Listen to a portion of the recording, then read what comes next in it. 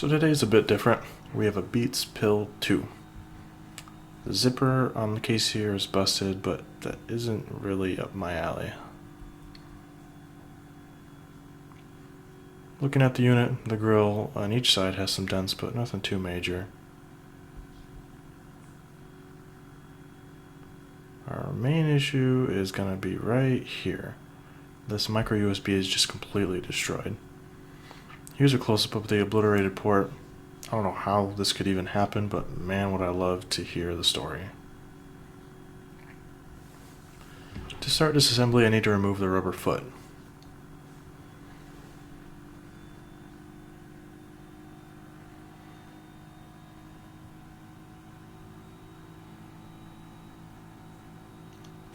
With that off, we now have access to the screws for this thing.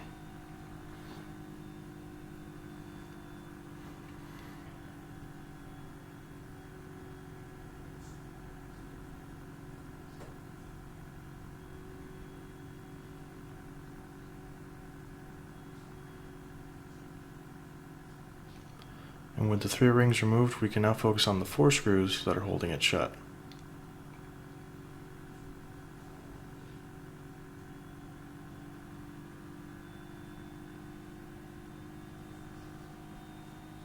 And with it popped open, we can remove all the cables that are routed around.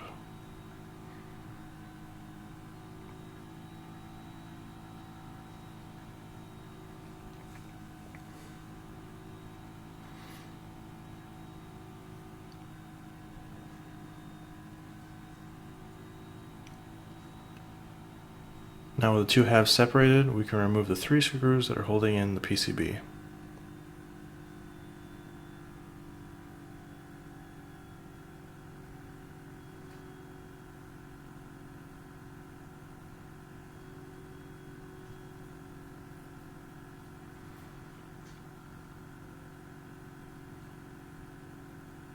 And with the PCB flipped out, the only thing holding us in is the antenna. I don't want to disturb it, so we're going to desolder it from the board.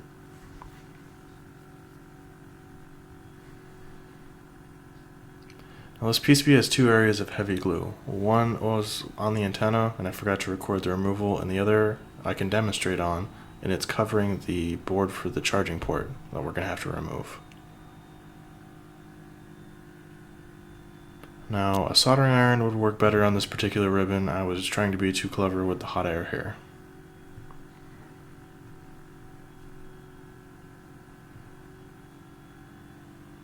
Now I'll do the removal of this heap of glue. The IPA does marginal help at best, but I go ahead and apply a healthy amount under the glue.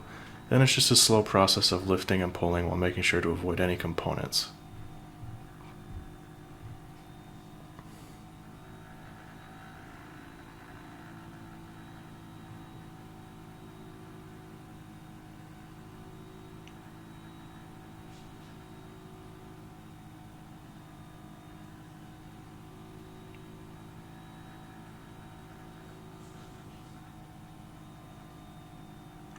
And that is how I do it. Now onto the removal of the board.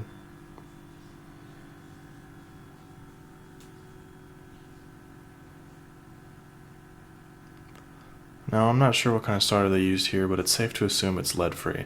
So I'll wick it away and replace with a very healthy amount of leaded solder, which has a lower melting point. I do this because I want to avoid the possibility of melting the cap and inductor plastics around.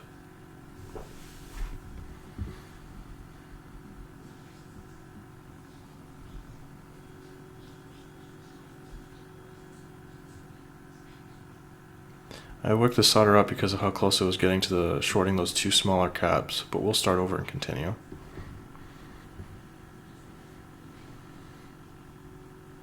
And this is my leaded solder. I tell myself that the extra surface area is going to help spread the heat more evenly. Now blast it with some hot air and apply some gentle tension to the charger port underneath. And with that free, we can clean off the leaded solder.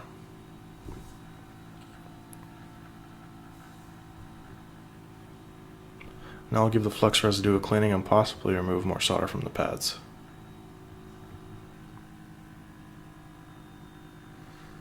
And here's our slot all clean and ready for another board to slide in.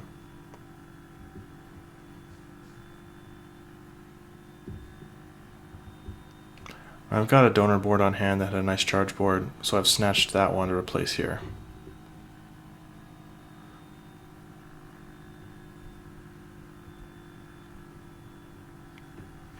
Slot it in, and there's probably enough tension here to hold the board on its own. Then to solder the pads together.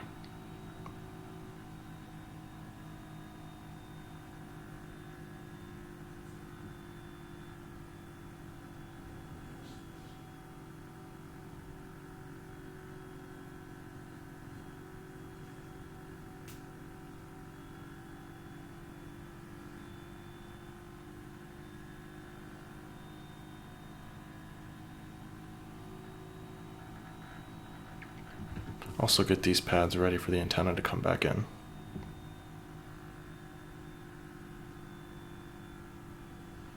And here's a close-up of it reinstalled. I was having a hard time soldering those bottom connections while maintaining my camera angles, so you probably noticed how I shorted the caps and had to correct that. Before closing up though, let's check the charge functionality, which we now have.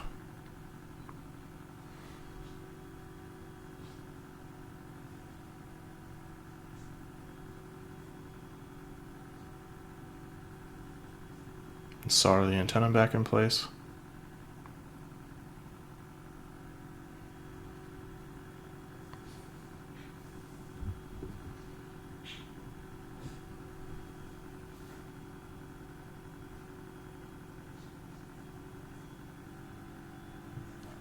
And give it a strong squeeze until it clips shut. It's a bit of a pain in the butt.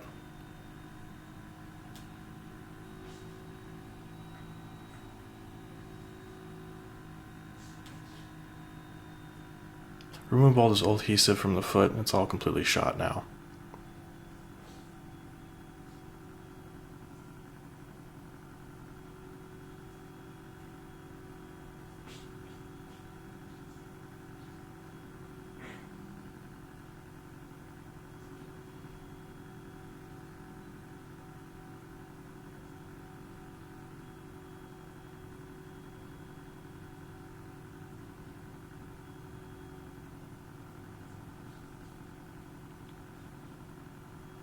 Go ahead and slide all these rings back into place.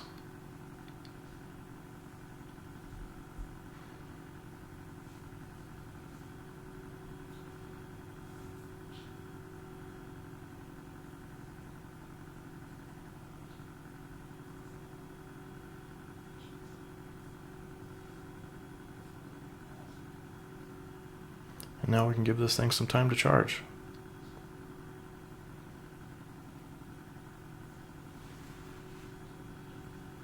And that's the repair of a charge port on a Beats Pill 2. My first video on portable speakers, but I have worked on them a fair amount before. So if more content like that is interesting, then I'd appreciate the feedback. If you've enjoyed the content, then I hope to have earned your subscription, and that you will join me on the next one.